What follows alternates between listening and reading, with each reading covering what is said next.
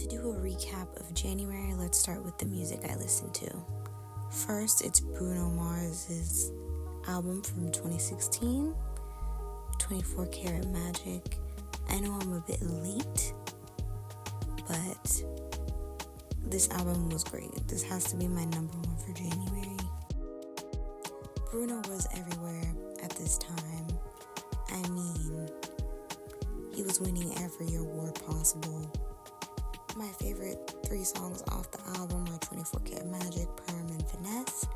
Let's move on to Miss Ariana Grande's 2018 album, Sweetener. Again, didn't listen to this album when it came out at the time, but it's really, really good. I mean, I've been sleeping on Ariana for a little bit. The top 3 songs off this album have got to be God is a Woman and Successful. Rounding out the top 3 has got to be Tinashe's Quantum Baby from last year, 2024. Nasty was everywhere, all on TikTok. Had the girls in a chokehold. And I also want to say, I know Tinashe has been in the industry for years. She's been grinding. And I'm glad she's getting the recognition she deserves. My favorite songs off the album have got to be No Simulation, Cross That Line, Nasty, No Broke Boys. Now we're moving on to the 2 least favorite albums that I listened in January.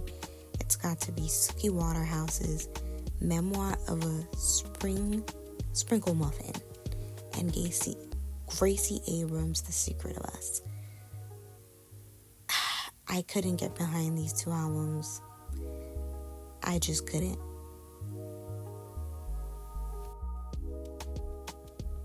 Moving to movies, we have A Walk in the Clouds with Keanu Reeves.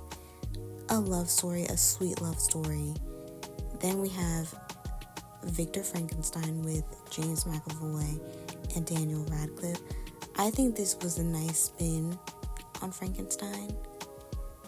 Compared to the original book, it's a lot better in my opinion. But between these 2, I would have to say A Walk in the Clouds is better in my honest opinion. Just of the simplicity of the storyline. Victor Frankenstein has a lot going on.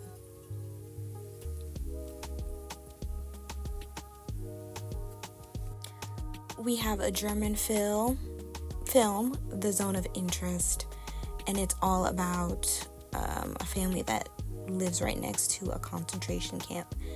Very interesting. Then we have Civil War, which came out last year. And then we have A Different Man, which came out last year as well. Sebastian Stan did a great job with this movie. A Different Man is a bit slow. It really takes its time.